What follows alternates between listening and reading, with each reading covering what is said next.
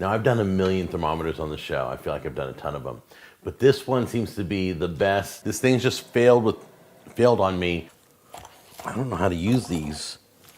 I mean, kind of like forks or what? Ladies and gentlemen, boys and girls, he's finally back. That's right, you heard it here first, folks. The legend himself, none other than Jack Scalfani, has finally made a return to YouTube. And, well, it's about what you'd expect. Now, for those of you who are unaware like myself, a few months ago, Jack suffered another stroke, which is why he was absent from YouTube for so long. But about 2 weeks ago, he uploaded a video explaining he was back at home, he had gone through some recovery in the hospital, and that he was going to be returning to uploading soon. And then a few days ago, he did just that in a video talking about the egg shortage going on, which was not exactly what I expected, to be honest. I don't really know why I was expecting his personality to be a bit different after this, but it wasn't. That's not the video we're going to be covering today, but in that video, he literally just spends the entire time making fun of his audience for reacting to the egg shortage, like basically calling everybody stupid for having any sort of reaction to things going on in the world. It's kind of strange. But I still wanted to make a video upon Jack's return, and I saw a video pop up in my DMs a few times over the last few weeks that I had never seen before. Pulled pork sandwiches in the new Wave Oven Pro Plus. Now, I'm not gonna lie, I've actually not seen this video yet, but I've gotten it multiple times in my DMs, and I kind of skimmed through the comments, and it seems like something bad happens, so I'm gonna do my favorite thing to do on this channel and go in completely blind. So far, I've never had to scrap a video from doing this, but I feel like eventually it's bound to happen, and it is currently 2 o'clock in the morning, and I have a flight leaving at 8, so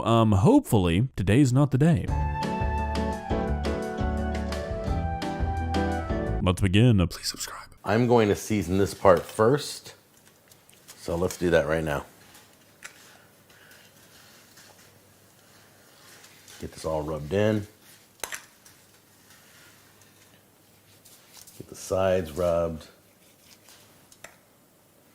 I don't want to waste too much on this side because I got to do the other side too.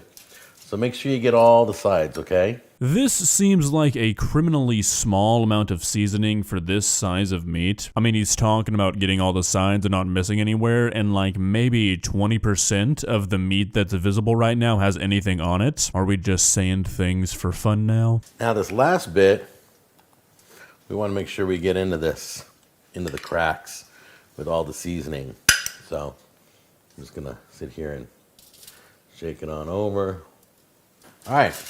Alrighty, so it seems like the other side got the same treatment. Can't say I feel like we're off to the greatest start. I feel like this is just way too little seasoning for the size of meat we're working with here. I mean, I'm almost tempted to say from what I can see that there's more meat with nothing on it than there's meat with seasoning on it. So now it's time to wrap this. There. You know what? I'm gonna leave this overnight. Okay, so we're gonna try out a new device on this video too. As we're cooking the pulled pork, I have a new thermometer. Now, I've done a million thermometers on the show. I feel like I've done a ton of them. But this one seems to be the best, as it's only $29.95. You know, I've got to say it's pretty bold to say that this is the best thermometer out there simply because of the price when you haven't even tested it out yet. I guess we're about to see Jack's intuition put to the test. Okay, we got a little problem here. As I'm going to hook this up, I'm like, okay, well, there's the wire. What is this thing for? And then I come to find out it's not a Bluetooth thermometer. This is not a Bluetooth thermometer. You have to keep your phone plugged into it. Why would you ever expect me to keep my phone plugged into the thermometer for 6+ hours or however long I'm cooking my meat?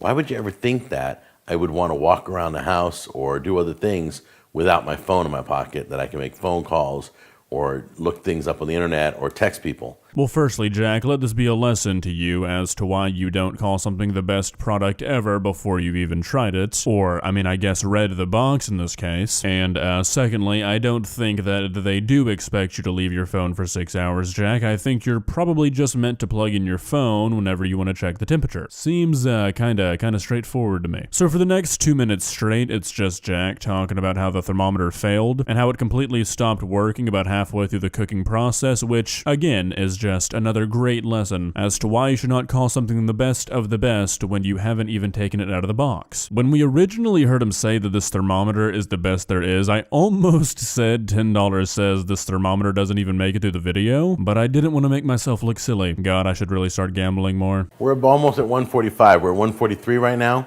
I'm going to flip this for the last part of this cooking process. Take it to 160. Alrighty, so this makes me a little bit nervous. I know whenever I've made pulled pork and the few times I've talked to other people who've made it themselves, you normally go to like 180 to 200. 160 seems kind of low, especially when you're making it in a way you've never made it before. And I just Googled it and it looks like it's technically done at 165 and not 160, but at that temperature it won't pull apart. So let's see how this goes. I got a big piece here I'm just going to cut right into. Hot, hot, hot. All right.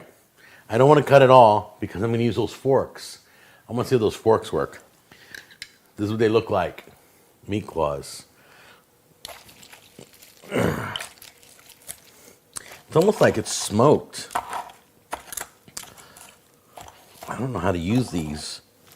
I mean, kind of like forks or what? Oh, Jack. I mean, there's many clues here, Jack, that something has gone horribly wrong. First off, you're really struggling to pull this meat apart. That should kind of be your first clue. Also, I mean, just look at it. Jack, please don't tell me you're gonna eat this undercooked pork.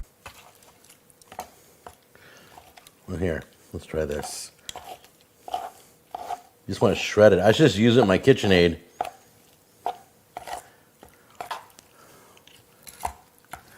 These are okay.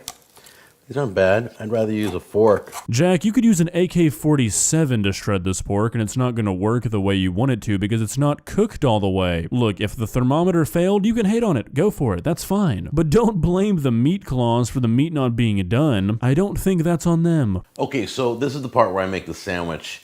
I lost the audio on this part of the video. I have no idea. I think my batteries died. But anyway, I just want to kind of go over how it was made because the meat was so tender, just like I smoked it outside. Jack, I'm really going to try and give you the benefit of the doubt here and say that my ears must deceive me because I just know. I know for a fact that you did not just call that meat tender. That meat could be turned back into a pig by a skilled necromancer. It's not tender.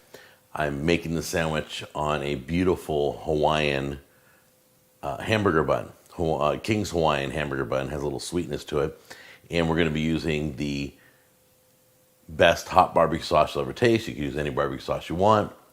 And you always want to put coleslaw on a good pulled pork sandwich. It just goes together really well. You got to try it. Yeah, on that topic, you put coleslaw on my pulled pork sandwich without asking, you're gonna see a crime committed. Let's keep the coleslaw on the side for the people who want to put it on their sandwich. Let's just not automatically assume everybody likes disgusting food. Well, guys, what do you think is the worst part of this sandwich? The fact that the meat isn't cooked or the fact that there's coleslaw on it? I'd say it's a pretty tough decision. Now, while I was making this video, I was looking through Jack's social media and I saw that he's deciding to publish a cookbook. So if that ever happens, let me know if you guys would like to see me buy it. I think it could be interesting. If you enjoyed this video, please leave a like and walk on over to that subscribe button and touch it. It's free. It won't cost you anything. But for now, that's all I have for you today.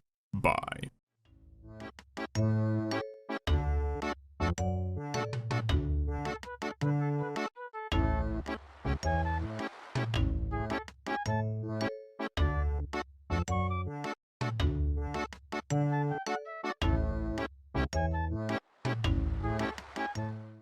Subscribe.